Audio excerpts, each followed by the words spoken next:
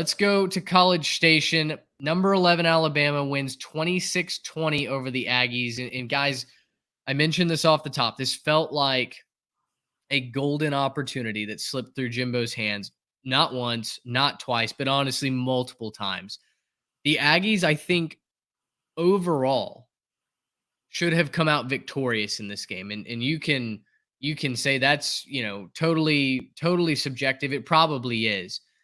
But I felt like A&M, at least on the defensive side, played well enough to win. They absolutely harassed Jalen Milroe in that first half. They had 5 sacks on the Alabama quarterback.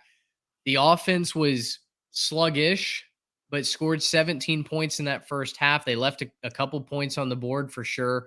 A 4th and 1 that doesn't get converted on that first drive of the game. They have to settle for 3 on the next drive. It just, again, felt like Jimbo Fisher didn't quite get all of the juice out of the lemon for this game. And against a great opponent like Alabama, it ultimately ends up costing you.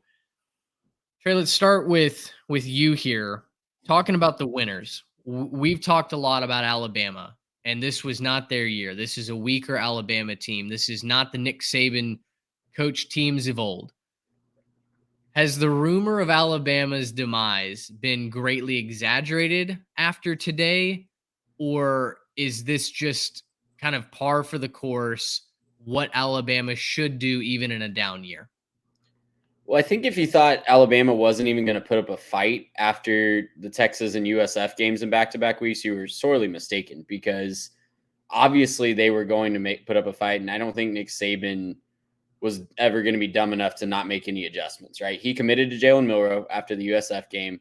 Whatever went down there in South Florida, it is well behind them, and they have figured out what they want to do on offense. They figured out their identity. And credit Tommy Rees today for finding a matchup that he really liked and exploiting the heck out of that and not going away from it. Because for whatever reason, a lot of play callers in college football love to find a good matchup to exploit and then just go away from that. And Tommy Rees did not do that today. That matchup was Jermaine Burton going up against DeBerry from Texas A&M. They picked on DeBerry all day. Jermaine Burton had 197 yards receiving in 2 touchdowns. He and Isaiah Bond had pretty much the entire receiving yardage output for Jalen Milroe. And look, Jalen Milroe rose to the occasion today. He heard all week how, Max Johnson was probably a better quarterback. A&M has the quarterback advantage in this one. Jalen Milroe is the worst quarterback at Alabama since you pick your random game manager in the mid-2010s, right? And he rose to the occasion today. He won this game with his arm. A&M dared him to beat them with his arm. And he rose to the occasion, plain and simple. He got beat up in the first half, 5 sacks in the first half. He's obviously, feeling a lot of pain from some of those big hits. And he just kept battling, kept standing in the pocket, kept hitting those deep bombs to Jermaine Burton and Isaiah Bond. And credit to him for getting it done when no one was really expecting him to. He, has a career day, and great outing for him today. Great appearance by the Alabama offense, and they answered a lot of questions today, I think. I think a lot of doubters were silenced. I know a lot of people in the media were picking A&M in this one, and they silenced a lot of critics today. Yeah, sure. I mean, I think you hit it right on the head. You're talking about this matchup with, Burton versus DeBerry. They just found the matchup they liked and abused it all day. And, I think first half, there's a little bit of that, but then second half, they especially went to it and really just kept, hammering that over and over and over. And there clearly wasn't any answer to that. At the end of the day, Jimbo flat out got out coached by what Nick Saban did. Saban went into the half, they made adjustments, and Jimbo just didn't.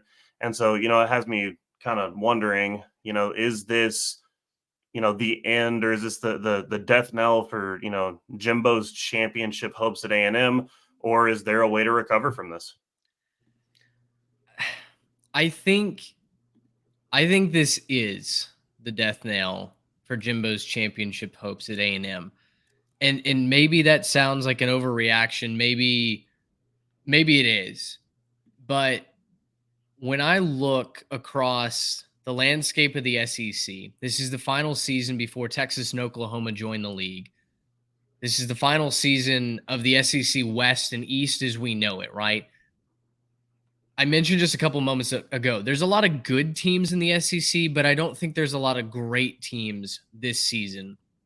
And with a win over Alabama at home in front of one of the most impressive visitor lists that College Station has ever seen, you had a chance to, for at least this season, to be great. Miami loss aside, you had a chance to be great in this season. And that opportunity slipped by the wayside today. You made too many mistakes on and off the field. The coaching decisions, the mismanagement of the game clock, the timeouts wasted, the lack of aggression in proper spots on 4th and 1 in opposing territory. You were playing not to lose the game instead of playing to win and go take it. And to me, if a coach doesn't have that killer instinct, that take an opponent's heart and rip it out and give them no hope, especially when you're in your own building. If you can't do that consistently, you can't be a championship team. And time again, we've seen Jimbo come up short in those moments. I mean, mismanaging the clock, burning a timeout to run the field goal team out late in that ball game is an inexcusable mistake. Save those timeouts. You know, you've set this whole thing up to where your defense is going to have to make one final stop. And that defense has played great all game long, with the exception of some busts in the secondary. And you burn one of their most valuable tools without any sort of reason. It's those kind of mistakes that just make me feel like we've reached a ceiling that I don't know if it's possible to break through until it just happens. Right now, A&M has all the resources to go win a national championship, to win an SEC championship, but they just get in their own way. They refuse to take that bull by the horns and ride it all the way to Atlanta, ride it all the way into the college football playoff. And for me, as an Aggie, as a guy who loves the maroon and white, I'm not aboard the fire Jimbo bandwagon like most other people are. But if you're asking me if I believe that Jimbo Fisher can win a championship at Texas A&M after today, no, I don't.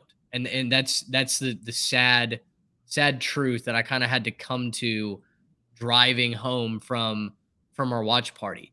There's just nothing that I've seen on the field that leads me to believe that Jimbo Fisher is the captain of a ship that goes to the ship. Yeah, and to your point, Mitch, I think a lot of people just perusing Twitter and perusing A&M forums, I think a lot of people are with you. I think this was a breaking point for a lot of people today. And it's interesting because I don't think losing to Nick Saban is inexcusable in and of itself, but it's certainly how it felt today. Like, it was right there. You can be the big dog in the West. You can take down Alabama. You can put another nail in Nick Saban's, the whatever narrative you want to put in there, right? That he's lost it or whatever. You can add another mark to that. You have so many recruits in attendance, and you just play conservative and you play to not lose, and that ends up making you lose. The one time Jimbo beat Alabama in his tenure at A&M, it was just a reckless abandon of everything that he holds dear conservatively, right? Like, he was calling plays that with motion, he was being creative, he was, letting Zach Calzada just sling it around.